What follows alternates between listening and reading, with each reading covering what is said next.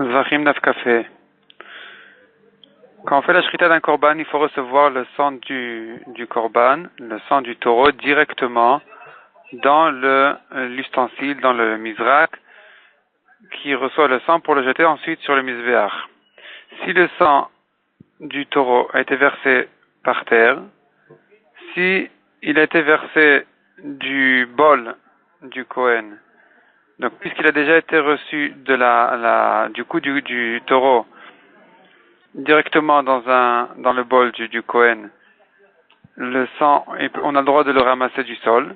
Mais s'il a été versé du coup du taureau par terre et puis ensuite on vient le ramasser, c'est pas soul. La Gemara l'apprend du pasuk qui dit,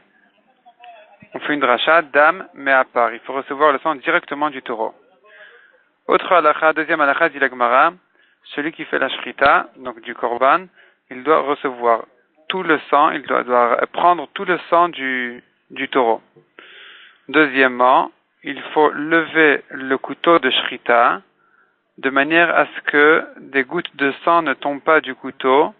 dans le bol du Kohen, puisqu'il faut que le sang qui est ramassé, qui est reçu dans le bol du Kohen, qui sera jeté sur le mizbeach, soit reçu directement du corps, donc du cou du taureau, mais pas qu'il vienne d'autres choses, comme par exemple le couteau de shrita. Il faut aussi essuyer le couteau de shrita en le faisant passer sur le côté extérieur du bol, du mizrak. Autre halakha, il faut que le Kohen, celui qui fait la shrita, il faut faire attention que les veines du taureau soient au-dessus du bol, de manière à ce que le sang de shrita arrive directement au-dessus du bol et pas plus loin, puisqu'il faut que ce soit pas qu'il n'y ait pas de jet de sang qui traverse un peu l'air, mais sans venir directement au-dessus du bol.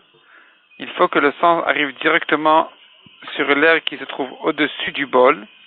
de manière à le considérer comme s'il est déjà rentré dans le bol du Kohen, de Mizrak, sans passer par l'extérieur du bol. Troisième halakha, dit la Gemara, c'est là où on rentre dans un grand safek, à savoir si le Kohen est venu recevoir le sang du taureau, et avant que le sang ne rentre dans le bol s'est cassé, et donc il ne pouvait plus recevoir de sang. Donc, c'est-à-dire même si ça va rentrer dans les parois du bol, mais ça va tomber par terre. Est-ce que on considère que puisque le sang est déjà arrivé sur l'air qui est au-dessus du bol, c'est considéré comme si c'est rentré déjà dans le bol, et donc ce sang-là est considéré comme s'il a déjà été reçu, et même s'il est tombé par terre, on peut le ramasser, ou non, puisqu'il n'est pas rentré dans les parois du bol à un moment où le bol pouvait le contenir, mais le sang était au-dessus du bol, donc on considère ça comme si le sang n'a pas été reçu dans le bol du Kohen, et donc il ne peut pas être ramassé du sol de la Hazara. Ce sang-là donc serait pas soul pour la Zrika. Voici le Safek, et la Gemara veut résoudre le Safek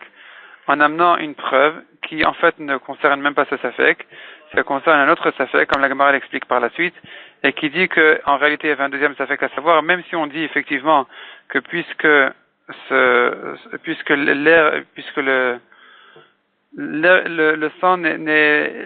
sang quand il est arrivé au-dessus de l'air, sur l'air qui est au-dessus du bol,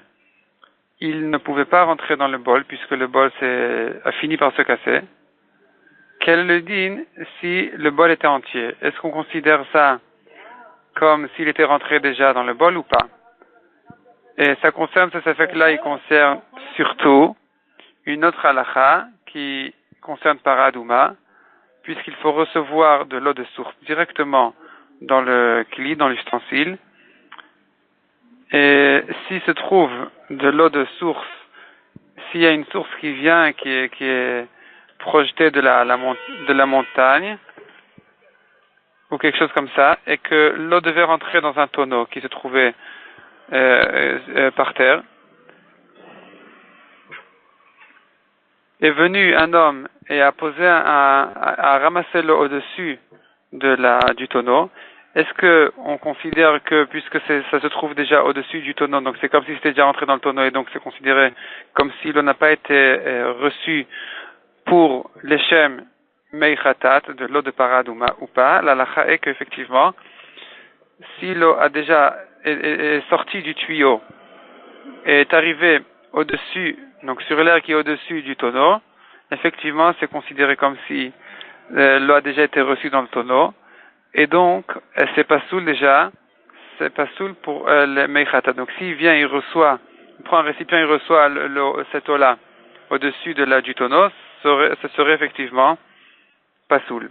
Donc la différence elle est quand même qu'ici, le tonneau était entier, et donc ça s'appelle Avir Shesefo la Noire. Ça devait rentrer dans le tonneau. Puisque ça devait rentrer dans le tonneau, donc on considère ça comme si ça avait déjà effectivement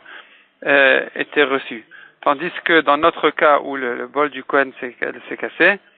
puisque ça ne devait pas rentrer, on reste encore en safek. Est-ce qu'on considère si le sang, quand le sang est arrivé au-dessus du bol, est-ce que c'est considéré comme s'il a déjà été reçu ou pas?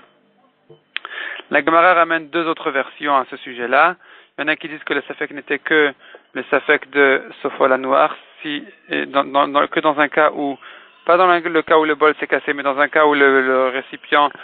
il était entier. Est-ce qu'on considère qu'au-dessus du récipient, ça s'appelle aussi comme si ça avait été reçu ou pas? Et c'est là où on a prouvé de Chavit, donc de ce din-là du tonneau, qu'effectivement c'est considéré comme si ça avait déjà été reçu, donc c'est pas soul, ça s'appelle plus de l'eau de source. Et la Gemara ramène encore une troisième version qui disait que le safek et le safek concerne effectivement le cas du tonneau, donc d'un récipient entier, et le safek a été résolu en prouvant d'un cas classique d'une shrita, d'un korban classique, où là, le sang rentre dans le bol du Kohen,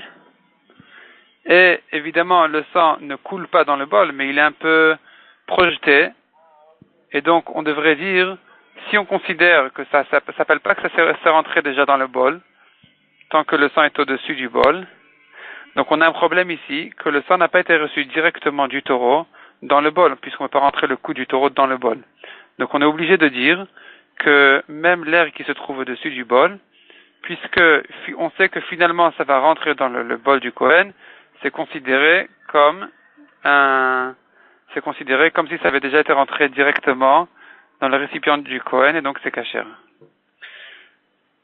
Quatrième halakha, quatrième sujet du daf, celui qui voit de l'eau couler de la montagne par exemple, et il veut que cette eau-là rentre dans un récipient de tahara, et pour faire passer l'eau dans le kli, il met sa main ou son pied ou de la nourriture, une feuille de nourriture, et c'est comme ça qu'il fait passer l'eau dans le tonneau. C'est pas soul puisque ce sont des choses qui sont mekablim touma. Donc la main, le corps d'un homme est mekabel touma, même s'il est tahor, il est mekabel touma, il pourrait être tamé, et donc c'est pas soul. De là on apprend que l'air qui se trouve au-dessus de l'ustensile, du récipient, est considéré comme si c'était déjà rentré dans le récipient. C'est pour ça que malgré que sa main ne rentre pas entre les parois du récipient, puisque ça vient sur au-dessus du kli, ça s'appelle comme si c'était rentré dans le kli, et donc ça s'appelle que ça a été fait betouma. Cinquième halakha, la Gemara ramène